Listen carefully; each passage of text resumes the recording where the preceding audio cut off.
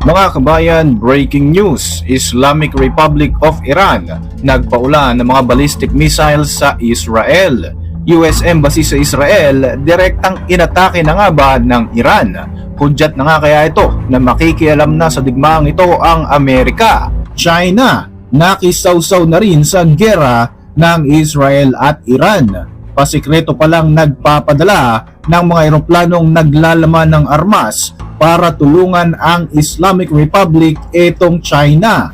Samantala, ang Estados Unidos nagpadala na ng ikalawang barkong pangdigma sa gitnang silangan sa kasagsagan nga ng nagaganap na bakbakan. Hudyat na kaya ito na direktang makikialam na ang Amerika sa digmaang ito. Ako po si Roy Z and welcome sa Kien Thoughts. Kung hilig mo mga ganitong videos, mag-like at mag-subscribe para lagi kang updated sa mga susunod na upload. Mga kabayan, patuloy ang palitan ng mga pag-atake sa pagitan ng Israel at Iran. Ayon sa Islamic Republic, nagsagawa sila ng mga pag-atake sa Mossad Intelligence Agency headquarters ng Israel malapit sa Tel Aviv City.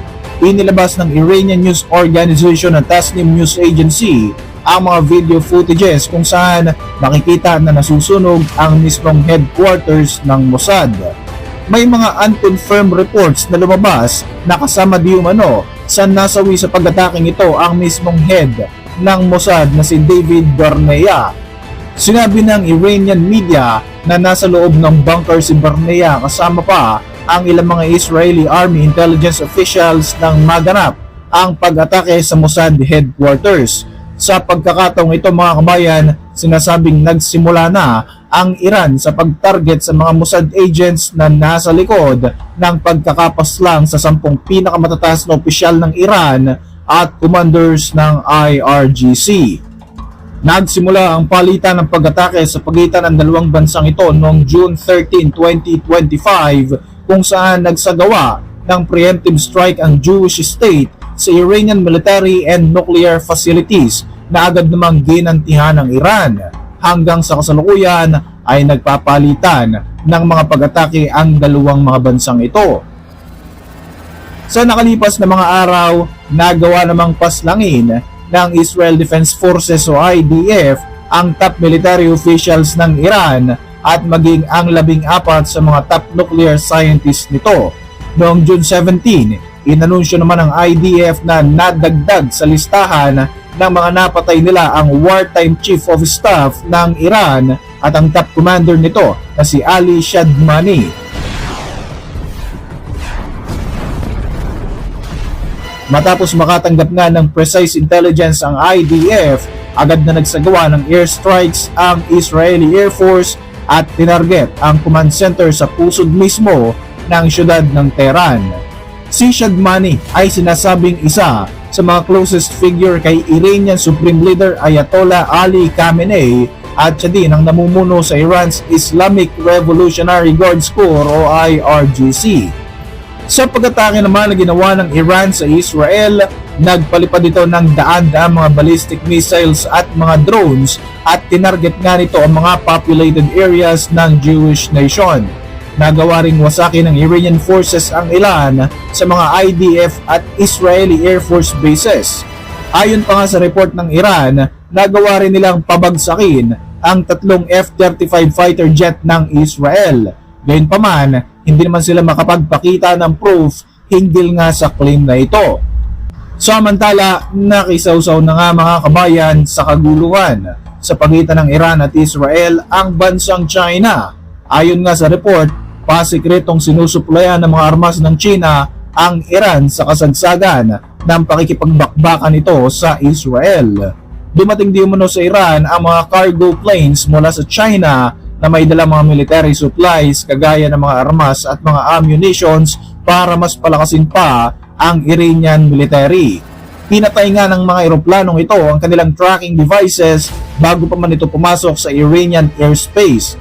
Ito ay isang indikasyon ng covert o secret mission ng China para suportahan ang Iran sa laban na ito.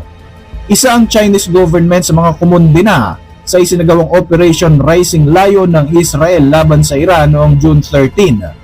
Bukod pa nga rito mga kabayan, inakusahan din ni Chinese President Xi Jinping si US President Donald Trump na sinusulsulan pa nito ang Israel para mas lumala pa nga ang kaguluhan sa pagitan ng mga bansang ito.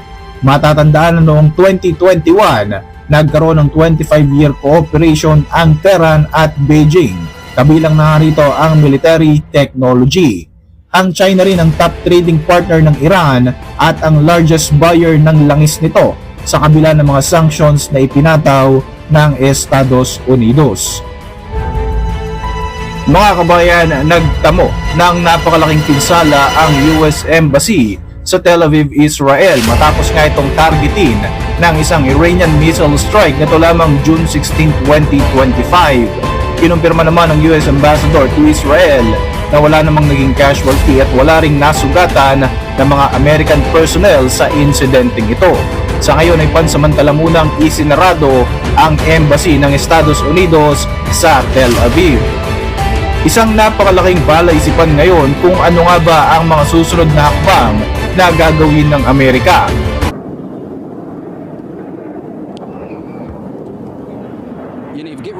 Ginawa ng Israel ang kanilang matinding estratehiya kung saan una nga nilang tinarget na puksain ang mga armas at makinarya ng kalaban, samantalang ang ginagawa naman ng Iran ay direktang pag-atake sa mga populated places kung saan marami ng mga sibilyan ang apektado at nadadamay.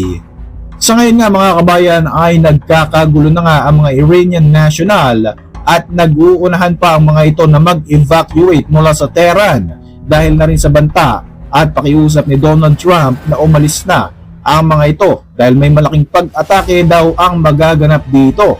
Sa isang post nga ni Trump sa kanyang social media account noong June 17, winarningan nito ang mga mamamayan sa Tehran na agad daw na mag-evacuate.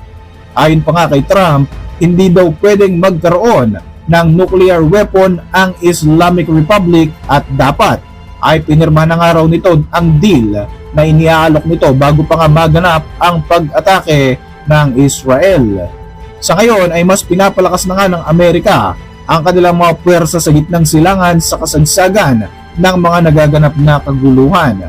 Ayon sa report, ipinadala na nga ng US Navy ang kanilang super carrier na USS Nimitz aircraft carrier, ang 9 na squadron units nito at ang 5 destroyers mula sa South China Sea patungo sa Middle East para mas palakasin pa ang kanilang presensya rito.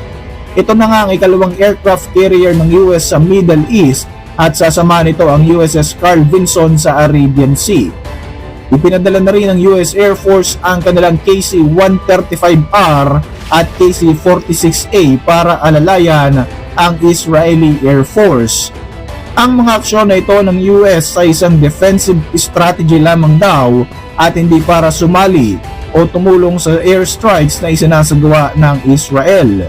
Sinisiguro lamang di umano ng Amerika na protektado ang lahat ng American troops na nakaistasyon sa Middle East. Sa kasalukuyan, mayroong 40,000 service members ang nakadeploy sa rehiyon. Sa ngayon, hindi pa raw involved ang Pentagon at ang Estados Unidos sa mga offensive strikes ng Israel, pero binigyan ito ng matinding warning ang Iran na anumang pag-atake sa American troops ay siguradong pagsisisihan daw nito. Bukod nga rito, nananatili pa sa ngayon ang mga US ballistic missile interceptor sa kalupaan ng Israel at maging sa mga warship malapit sa Mediterranean, isang indikasyon na anumang oras maaari na makisali ang Amerika sa kaguluhan upang tuluyan nang wasakin ang rehime ni Ayatollah Ali Khamenei. Para sa inyong mga reaksyon, mag-iwan lang ng komento sa ibaba ng video na ito. At para manatiling updated sa ating mga susunod na upload, siguruing mag-subscribe. I-like mo na rin ang ating mga videos bilang suporta. Muli, ako po si Roy Z at maraming salamat sa patuloy na pagsubaybay sa ating channel.